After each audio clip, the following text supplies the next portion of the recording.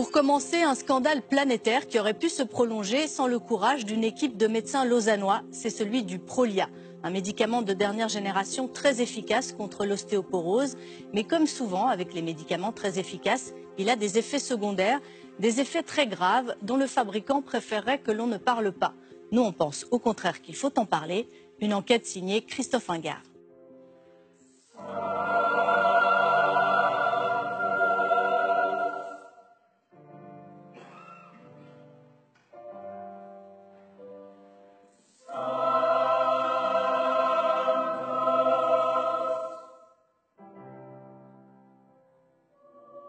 On est dans une vie où tout va tellement vite, hein, et puis on n'a jamais le temps de s'arrêter, puis on se dit « Ah, si j'avais un petit peu plus de temps !» Et ben voilà, ce temps, je suis obligée de le prendre. Cette vertèbre est normale, là il y a une fracture qui est présente, un peu plus difficile à voir. La suivante montre clairement une fracture, et là on a 5 fractures qui sont présentes. Je prenais grand soin de ces vertèbres qui me portaient. Mais telle une coquille, elles ont été brisées, fracturées en grand nombre par un colosse. Celle-ci a une perte de hauteur qui est extrêmement importante. Là, on voit au milieu de la vertèbre l'enfoncement. Là, on a un plus petit enfoncement qui est présent et une perte de hauteur sur la 5e vertèbre lombaire qui est présent aussi. On m'a dit non, il n'y a rien, tout est en ordre, c'est un lumbago. Alors il faut vous reposer, surélever les jambes. Chez madame, 1, 2, 3, 4, 5, 6, 7, 8, en tout cas sûr. Voici la triste histoire d'un remède qui peut être pire que le mal.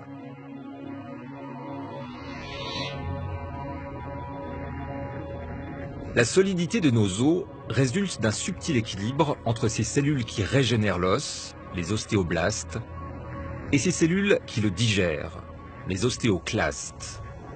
Lorsque cet équilibre naturel est rompu, après la ménopause par exemple, les ostéoclastes deviennent trop agressifs. Les os sont rongés et peuvent se casser. C'est l'ostéoporose. En 2010, Amgen, une firme pharmaceutique américaine, met sur le marché la parfaite contre-attaque, le Prolia. Le regard, je dirais, était extrêmement enthousiasmant parce que ça faisait presque 20 ans qu'on n'avait pas de réelle nouveauté dans la prise en charge de l'ostéoporose. Et là, arrivait enfin un médicament sur le marché qui avait un mécanisme physiopathologique tout à fait clair, tout à fait séduisant et des bénéfices dans les études qu'on n'avait jamais vus de la même façon avec les traitements antérieurs. Le Prolia est le seul et unique traitement pour des femmes ménopausées ayant une ostéoporose et de grands risques fracturaires. Injecté une fois tous les 6 mois chez votre médecin.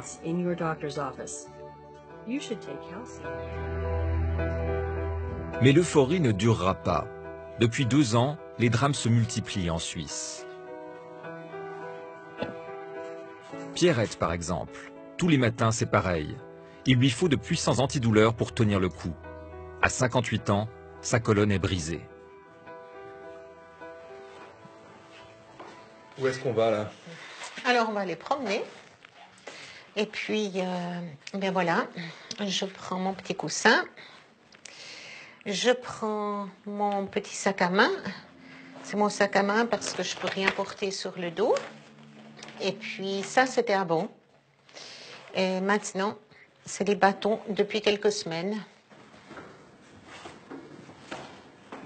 Comme une femme sur 2 après 50 ans, Pierrette souffrait d'ostéoporose sévère. Il y a 6 ans, il lui a fallu un traitement pour renforcer ses os.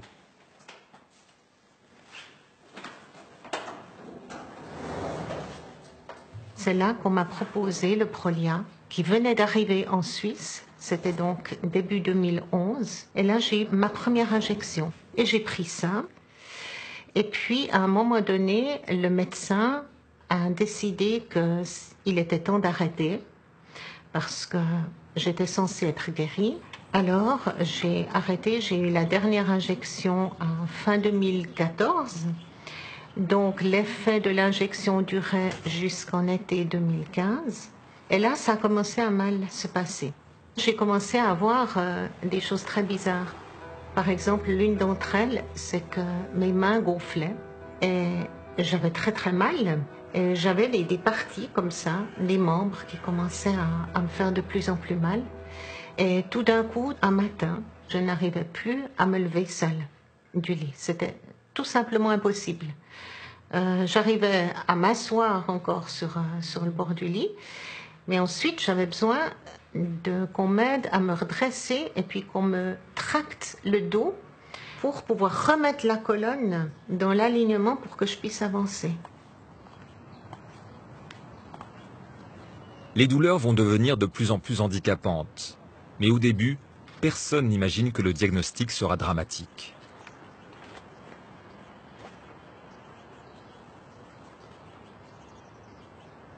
À peine j'étais arrivée à l'hôpital, eh bien, on m'a dit que tout était musculaire, que je pouvais bouger comme je voulais, que je ne devais pas avoir peur de me casser. Ce sont les mots exacts qui m'ont été dits au bout d'une petite demi-heure après mon arrivée. Donc, voilà, je me disais, je n'ai rien de grave.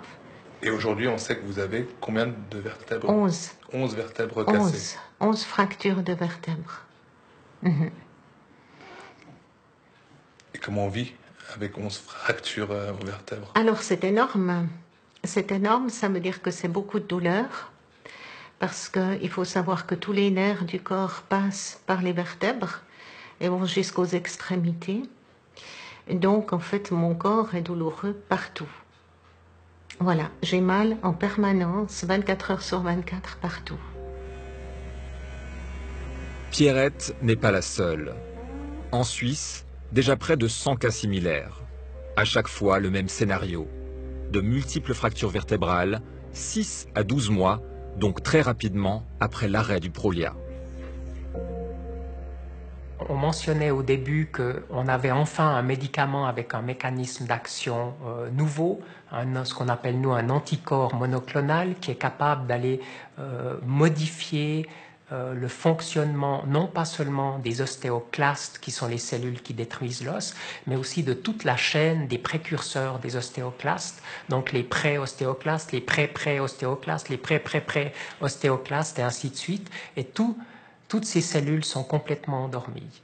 Et du jour au lendemain, une fois que le médicament ne se fait plus son effet, c'est pas seulement l'ostéoclaste mature qui commence à refaire son travail, mais c'est toute la cascade de régénération de ces ostéoclastes qui se fait, je dis probablement parce que j'en ai pas la preuve, de façon extraordinairement accélérée. Tout le monde se réveille Tout le monde se réveille au même moment. Oui, oui, c'est notre hypothèse. C'est ce que l'on appelle en médecine un effet rebond, un effet secondaire longtemps insoupçonné. Claudine est l'une des toutes premières victimes de l'arrêt du Prolia. En 2011, elle débute un traitement qu'elle stoppe de son plein gré après 2 injections seulement. Elle ne supporte pas bien le médicament. Mais le pire est à venir. J'avais de plus en plus mal et je commençais à avoir un peu de la peine à marcher quand je commençais à avoir mal dans le bassin, dans le pli de l'aine. Et février a passé, on est arrivé fin février, puis là c'était juste l'horreur. Claudine ne sera pas écoutée. Le monde médical est encore dans l'ignorance. Comme pour Pierrette, les médecins sont convaincus que ces douleurs ne sont que musculaires. C'était affreux. Et j'avais consulté cette médecin de famille. J'ai dit, mais ça va pas. Il faut faire quelque chose, ça ne va pas. Il y a quelque chose qui joue pas. Mais écoutez, on a fait une radio. Je vous dis que si je vous dis que c'est un lumbago et puis que quand vous aurez soigné votre toux, ça ira mieux. Et là, c'était assez houleux comme discussion. Moi, je me suis énervée. J'ai même pleuré et puis j'avais le sentiment, oui, c'est tout juste pas qu'on m'a dit qu'il faudrait que je me fasse soigner. Et ça a duré combien de temps, cette errance quelque part médicale, avant de poser un diagnostic? Ça a duré jusqu'au mois de mars, où là, j'en pouvais plus. Et une amie, 2 amies, qui m'ont vue, m'ont dit non mais c'est pas possible, là, il il faut t'adresser à monsieur Lamy, au docteur Lamy. C'est ce que j'ai fait. J'ai pu avoir un rendez-vous presque immédiatement. Et puis, quand il a vu dans quel état j'étais, il a tout de suite fait un IRM. Et puis, c'est là que sont apparues les 6 fractures. Le lien entre ces fractures et l'arrêt du Prolia va être fait pour la première fois ici, au Centre des maladies osseuses du CHUV. Une découverte qui va placer Lausanne et le professeur Olivier Lamy au cœur d'un sérieux scandale médical. On est régulier tous les 6 mois. Elle marche avec un relateur. Hein. Donc elle est quand même limitée sur la vie quotidienne. Elle marche avec un relateur. Elle marche avec un relateur. À quel âge vous avez dit? Elle est de 1956. Clairement, elle est limitée dans ses... ans, avec un relator, des douleurs qui sont toujours là, avec un patch de fentanyl. On a quand même des conséquences qui sont dramatiques là. Ouais. Puis, donc, elle avait baissé la calcémie sous le traitement. Et si vous trouvez que le manque d'écoute des victimes est choquant, attendez de voir comment ces médecins ont été traités.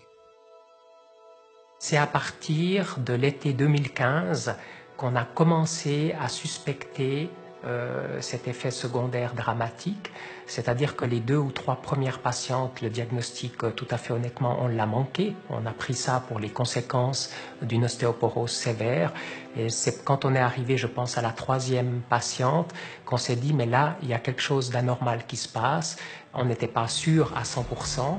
Et c'est pour ça qu'on avait envie de partager d'abord avec d'autres collègues en disant, mais ce qu'on constate là, est-ce que ça a un sens? Est-ce que c'est des choses que vous avez déjà observées?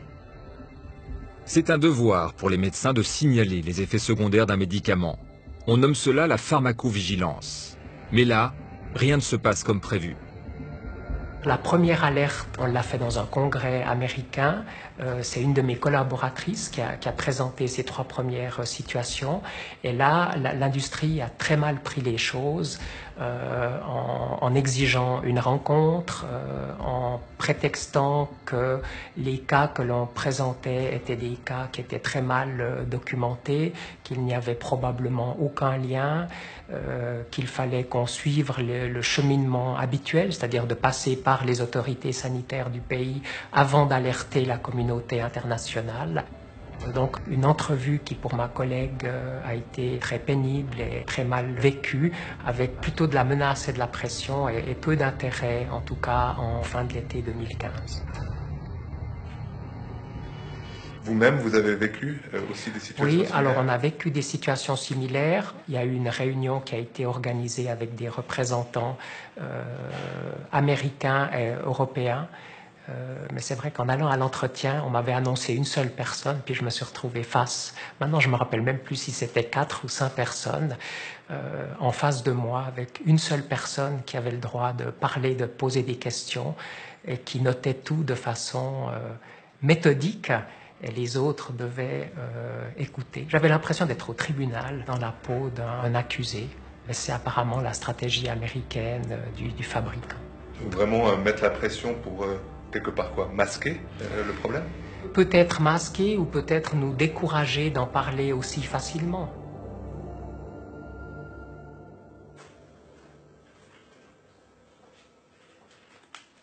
Ce médecin est à la tête de la pharmacovigilance du CHUV. Il a suivi le bras de fer entre ses collègues et la firme Amgen. Lui aussi est choqué. Je dirais qu'on est de nouveau en face d'une affaire qui rappelle celle du Vioxx, celle du Mediator et les innombrables affaires où on a essayé vraiment de dissimuler les problèmes et de mettre la poussière sous le tapis. C'est dommage. Et chaque fois, les pharmaciens sont venus nous dire la main sur le cœur, non, nous avons bien compris la leçon, nous ne ferons plus jamais cela. Et ça recommence quand même. En Suisse, il faudra attendre 2017 pour que la notice du médicament change enfin, que les dangers liés à l'arrêt du Prolia soient clairement indiqués. Une décision courageuse et encore unique au monde. On est allé plus loin, sur la base de déclarations suisses surtout, que les autres autorités. C'est clair qu'il faut convaincre les détenteurs de l'autorisation qu'on a de bons arguments pour le faire. Là, ça c'est clair, oui. L'autorité suisse de surveillance des médicaments ne s'épanchera pas sur les pressions ni les problèmes. Mais l'ombre du géant américain s'étend jusqu'ici. Quel est le risque d'avoir ces fractures multiples après l'arrêt du traitement selon vous? Est-ce que c'est un effet secondaire peu fréquent ou c'est un effet secondaire qui est fréquent? À l'heure actuelle, si je me base sur ce qui est dans l'information du produit, c'est autour de ou au-dessous de 1%, donc un effet indésirable occasionnel. Mais ça, c'est mon opinion personnelle, c'est que l'évidence va plutôt aller dans la direction d'un risque assez important, et où il faudra prendre des mesures plus importantes encore.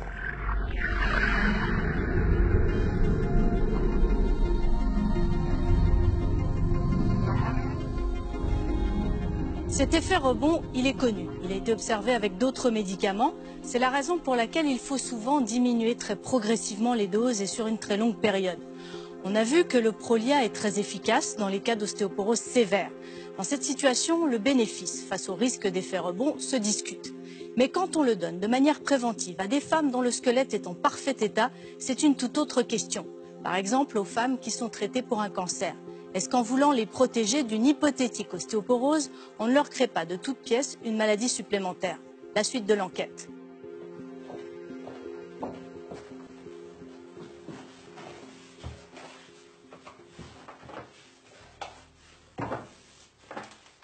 J'ai eu le privilège de faire ma dernière grande course comme cadeau de fête avec mon fils qui était comme guide. Il m'a offert le Wildhorn et c'était extraordinaire, mais c'était la dernière.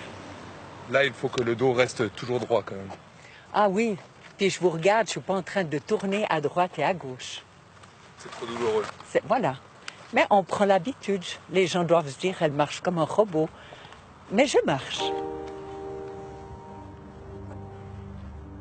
Contrairement à Claudine et Pierrette, Claire-Lise n'avait aucune ostéoporose avant de commencer un traitement de Prolia à l'âge de 59 ans. Ses os étaient en très bon état. Elle l'a pris de manière préventive. En 2009, eh bien, on m'a appris que j'avais le cancer et j'ai été opérée rapidement, le cancer du sein. Et puis, voilà, après j'ai eu les chimiothérapies, l'hormonothérapie, avant les rayons. Et durant l'hormonothérapie, mon oncologue m'a dit, mais ça serait bien de faire une densitométrie. Et puis après, il m'a prescrit le Prolia. C'est vrai, dans l'état dans lequel j'étais, j'ai pas autrement posé de questions de caractère, je fais plutôt confiance. Alors voilà, je l'ai fait tous les 6 mois, durant 3 ans. Et après, il m'a dit, mais c'est extraordinaire, voilà, vos os vont vraiment très très bien, même mieux qu'avant. Et puis, on va pouvoir arrêter. Et c'est vrai qu'avec tous les remèdes que j'ai eus comme ça, c'était... bien sûr, on dit que oui, quand on peut arrêter un remède. Mais chez elle aussi, de terribles douleurs dorsales vont apparaître très rapidement. Claire-Lise retourne donc chez le médecin pour une IRM. Il m'a dit, mais écoutez, voilà, je vous donne tout de suite le résultat. Vous n'avez pas de métastases, mais vous avez 5 fractures à la colonne. Et j'étais tellement heureuse. Ça vous paraît être un peu bête, mais j'étais tellement soulagée de ne pas avoir de métastases. Mais, et après, j'ai presque les larmes aux yeux qui me reviennent maintenant, mais j'étais, oui, quand même un grand choc, se dire, oui, ça va plus jamais se remettre, ma vie va être différente. Après cette grande tristesse, j'ai eu un petit peu une colère, une colère contre la société pharmaceutique, me disant, mais qu'est-ce qui se passe? Pourquoi est-ce qu'ils se permettent de mettre sur le marché un remède pareil? C'est encore une indication officielle en Suisse et dans le monde. Le Prolia peut être donné à des femmes ayant eu un cancer du sein.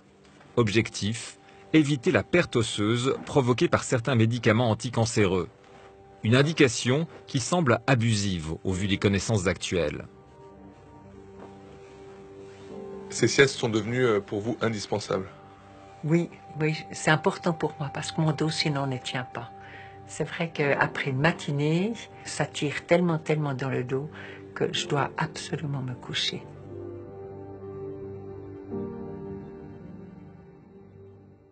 Il est bien vrai que quand on donne un médicament pour faire de la prévention, on doit utiliser un médicament dans l'idéal qui a 0 effet secondaire, puisqu'on est au niveau de la prévention. Donc pour moi, clairement, cette indication doit tomber. Ou bien il doit y avoir un moratoire sur cette indication de prévention de la perte osseuse, pas seulement au niveau suisse, mais au niveau international, parce que c'est une recommandation, une indication qui est faite au niveau international. Et pour moi, on a besoin davantage d'études pour avoir une idée non seulement de la fréquence des fractures vertébrales qui peuvent survenir à l'arrêt du Prolia, mais aussi du risque de perte de densité osseuse accélérée qu'on a à l'arrêt du Prolia. Donc pour moi, clairement, dans les indications oncologiques, il ne doit plus être prescrit. Alors, montrez-moi ça. Les risques sont trop importants. La vie de très nombreuses personnes a été bouleversée. Pierrette, elle, a perdu 7 cm en taille. Et même si les douleurs diminuent avec le temps, certaines séquelles demeureront à vie. Je vous laisse. Mais arrêtez, c'est incroyable. Ouais. Et pour changer de position pendant la nuit, c'est correct. Ça se passe très bien. Voilà. On va pas faire d'efforts non plus de changer. Pour moi, c'est exceptionnel dans le sens qu'on se fracture, c'est pas quelque chose de commun. Et l'impact que ça a sur sa vie sociale, familiale, sur ses problèmes, d'autres problèmes qui se posent. On a vu là le cas de l'oreille, d'être toujours couché. Il y a d'autres problèmes cutanés, il peut y avoir des problèmes intestinaux, des problèmes d'appétit, de beaucoup de choses. Voilà. Insupportable. Ergothérapie, physiothérapie. Pierrette estime aujourd'hui que c'est à l'industrie pharmaceutique de payer. Elle a contacté un avocat pour se faire entendre. 10 sur 10. On n'est pas des robots, on n'est pas des choses, mais on est des êtres humains. Et on ne peut pas dire, voilà, il y en a 30, 40 ou il y en a 1000. Ça ne fait aucune différence. Chaque fois, c'est une vie. Et notre vie est brisée. Et c'est vrai que ces messieurs, dames qui sont dans les pharmas, j'aimerais bien les prendre et puis parfois leur permettre de vivre pendant 1 mois ce que je vis.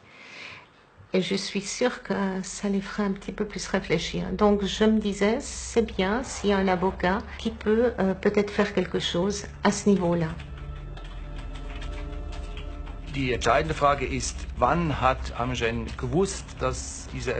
La question décisive est de savoir quand Amgen a eu connaissance de ces effets secondaires à l'arrêt du Prolia, ou quand est-ce qu'ils auraient pu en avoir connaissance. Ont-ils fait suffisamment d'études au départ?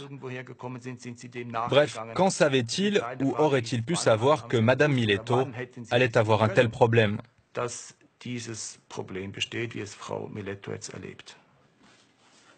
À ces questions cruciales, il n'y a pour l'instant pas de réponse définitive, mais une certitude. Des indices existaient dans la littérature scientifique déjà en 2008 et 2011. Ce qui était connu et ce qui avait été publié, c'est que à l'arrêt du Prolia, on assistait à un rebond, en tout cas, d'activité biologique du remodelage osseux. Sur cette base, moi je pense qu'il aurait été raisonnable de la part du fabricant qui s'interroge et qui aille se dire est-ce que ce rebond biologique, est-ce qu'on est bien sûr qu'il ne s'accompagne pas d'un risque fracturaire augmenté et est-ce qu'ils se sont donné tous les moyens d'y aller voir? Ça je ne sais vraiment pas, mais il y avait en tout cas quelques indices qui, à mon sens, auraient dû inciter à ce qu'on cherche dans cette direction. Et visiblement, en tout cas officiellement, rien n'a été investigué. En tout cas, rien n'est connu dans les dossiers qui sont en possession des autorités, semble-t-il. Donc en clair, soit ils cachent quelque chose, soit c'est une très grande naïveté. Ou soit ils n'ont pas été cherchés, effectivement. Ils ont plutôt voulu recouvrir et plutôt éviter de se poser des questions gênantes. Mais vous, est-ce que vous avez l'impression qu'Amgen savait en fait qu'il y avait ces effets secondaires avant 2015? Ce que je peux dire là-dessus, c'est qu'on savait que l'effet diminuait après l'arrêt du traitement. On n'avait pas l'évidence, selon mes connaissances, qu'il y avait un risque élevé de fracture. Mais on avait vu que la densité osseuse diminuait après l'arrêt du traitement. Et donc quand aujourd'hui Amgen dit « Ah, c'est une grande surprise d'apprendre qu'il y a ces fractures multiples », vous pensez qu'ils sont sincères? Est-ce que vous voulez que je me prononce là-dessus? Voilà. Hello. We are, as discussed, in Zug here at Darmstrasse, and I just wanted to know if something changed, if we could have an interview or not.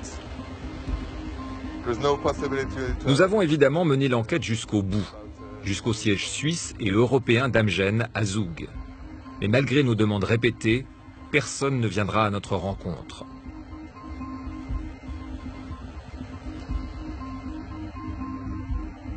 No interview possible, but you'll make a statement. Malheureusement, la maison mère aux USA mettra son veto. Nous n'aurons donc même pas une réponse écrite à nos deux questions clés. Depuis quand connaissait-il cet effet rebond? Aurait-il pu et dû faire davantage de recherches? Il n'y aura aucun mot non plus pour les victimes.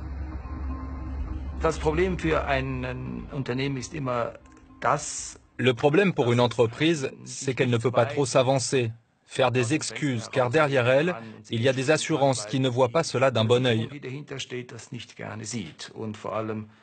Ce qu'elle aimerait éviter, c'est un aveu de culpabilité, car cela entraîne rapidement une obligation de dédommagement qu'elle ne veut absolument pas payer.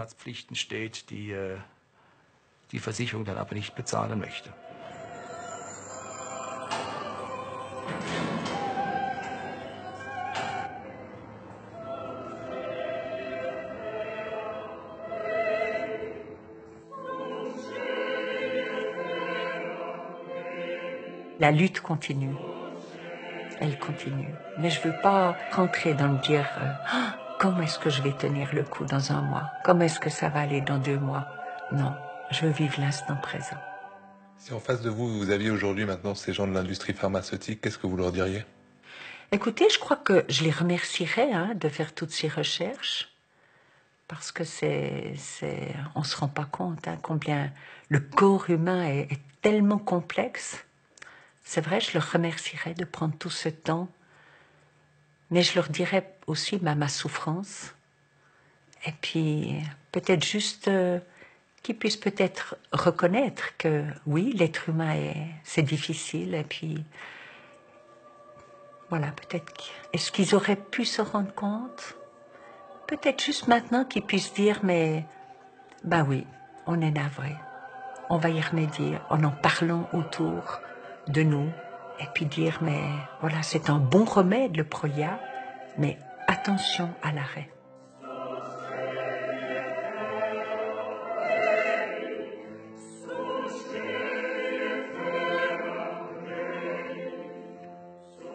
C'est important de ne pas alerter ou alarmer excessivement les gens. On a beaucoup de gens sous Prolia, c'est pas grave d'être sous Prolia, ça reste un bon médicament avec une bonne efficacité. Par contre, ce qui est délicat, c'est la gestion de l'arrêt du médicament. Et pour l'ensemble de la communauté médicale qui n'est pas habituée à gérer l'arrêt du traitement, ça peut demander quand même une prise en charge par un spécialiste, et c'est le rôle des centres comme le nôtre, dans le sens où quand on arrive à la fin de l'effet de la dernière dose de Prolia, on va suivre l'apparition d'un effet rebond au niveau biologique. Donc on va faire des prises de sang peut-être 1 fois par mois pendant 3 mois. Et dès qu'on a un effet rebond qui apparaît, on va donner un autre médicament qui va couper cet effet rebond. Donc on a des moyens pour couper cet effet rebond. Et toutes les personnes qui ont reçu une médication pour couper l'effet rebond, à ce jour, on n'a personne qui a présenté des fractures vertébrales.